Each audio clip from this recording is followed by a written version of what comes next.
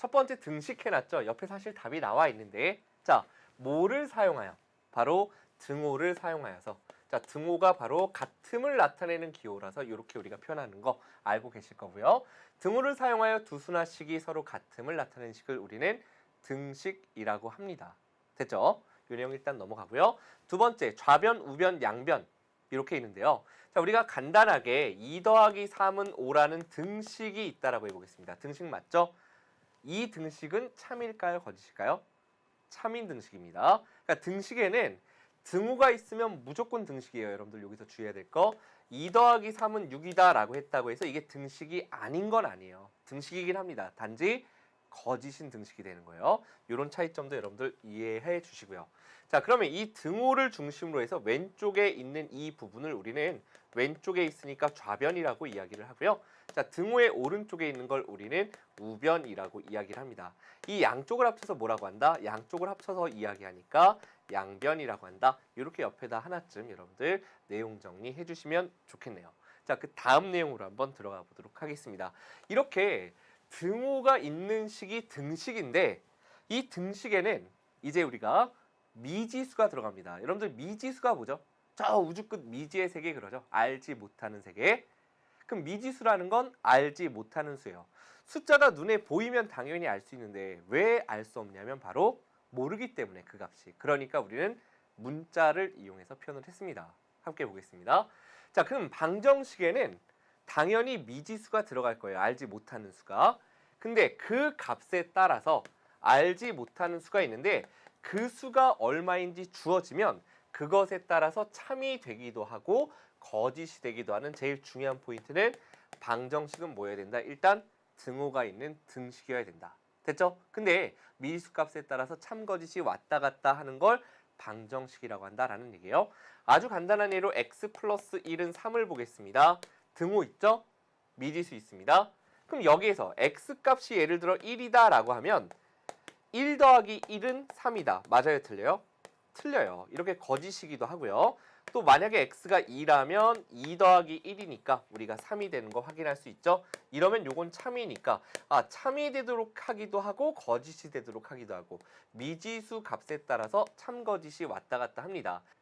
자, 이러한 우리가 등식을 뭐라고 한다? 바로 방정식이라고 한다. 됐죠? 결국 근데 방정식을 갖다가 참이 되도록 하는, 즉 여기서 x가 2일 땐 참이었고 1일 땐 거짓이었죠? 이때 참이 되도록 하는 x의 값을 그 방정식을 바로 참이 되게 하는 미지수의 값, x의 값을 바로 해 또는 근이라고 한다. 여기까지 정리해 주시면 되겠습니다. 자, 그 다음 세 번째, 그럼 방정식을 푼다라는 말은 뭐냐면 지금 선생님하고는 이렇게 여러분들 직접 x에 1도 넣어보고 2도 넣어보고 이런 식으로 x에 직접 수를 넣어서 참이 되는 값을 찾아봤지만 우리가 뒤에 가면 등식의 성질 또는 이항의 성질을 이용해서 방정식을 풀 거예요. 푼다라는 말은 바로 미지수의 값, 등식을 참이 되게 하는 미지수의 값을 구하는 것, 즉 방정식의 해를 구하는 것, 이것을 이야기를 합니다. 됐죠? 자, 이제 그 다음 내용으로 한번 들어가 보도록 할 텐데 방정식 배웠으니까 방정식은 선생님이 왔다 갔다 한다 그랬어요. 근데 항상 같은 식이에요. 항상 같대요. 근데 미지수는 여전히 들어있어요.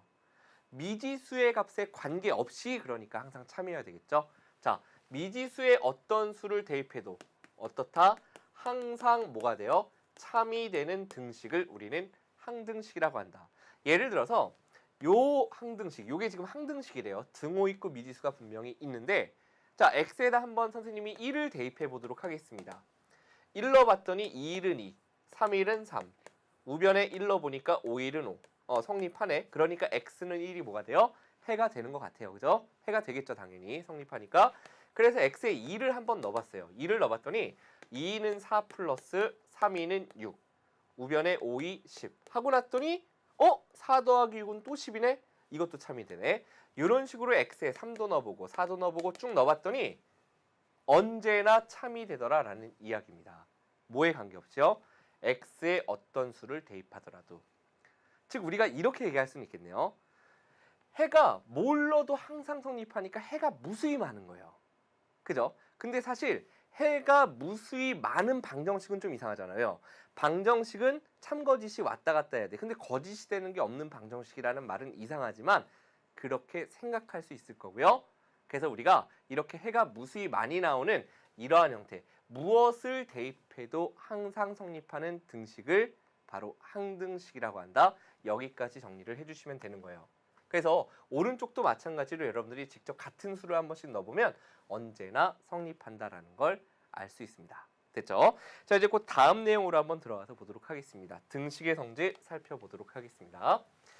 자, 등식의 성질. 요거는 내용이 뭐였냐면 예를 들어서 앞에 계신 카메라 감독님하고 선생님이 몸무게가 똑같아요. 근데 감독님하고 선생님이 삼겹살을 1kg씩 먹었어요. 그러면 체중 달면 다시 똑같겠네. 그죠? 양변에 감독님 배하고 선생님 배에 똑같은 삼겹살이 들어갔다면 여전히 그래도 몸무게가 똑같아요. 근데 삼겹살이 상했네. 그래갖고 좀 더러운 얘기인데 화장실을 같이 가서 똑같이 하고 나왔어요. 볼일 보고.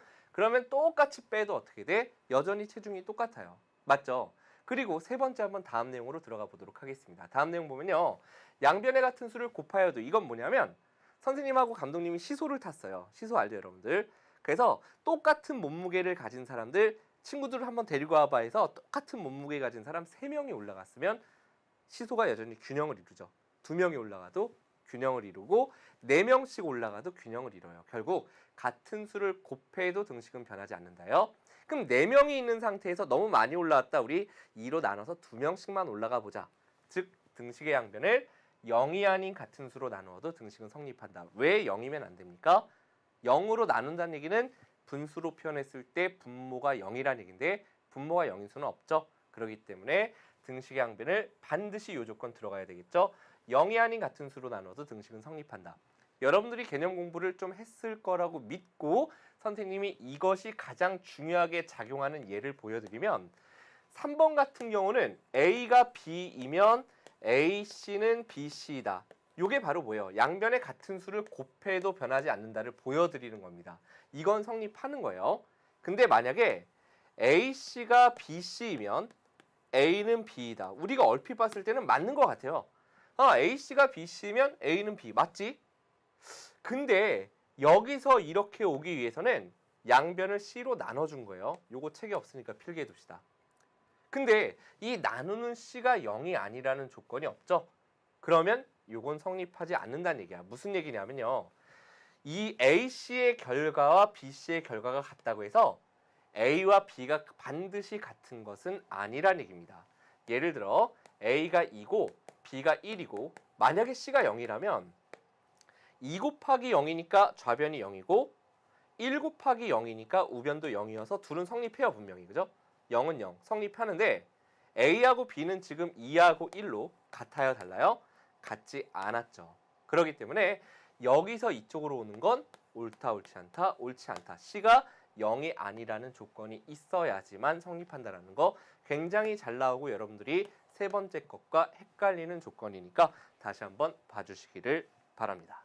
됐죠?